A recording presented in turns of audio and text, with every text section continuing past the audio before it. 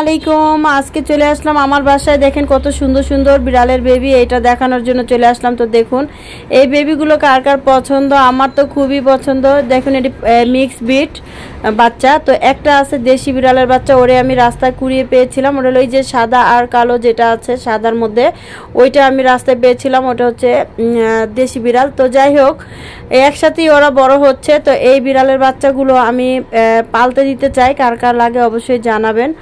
আজকের মতো এই পর্যন্তই। তো ফের কখনো ফিরে আসবো নতুন কোনো একটা ভিডিও নিয়ে। আসসালামু আলাইকুম।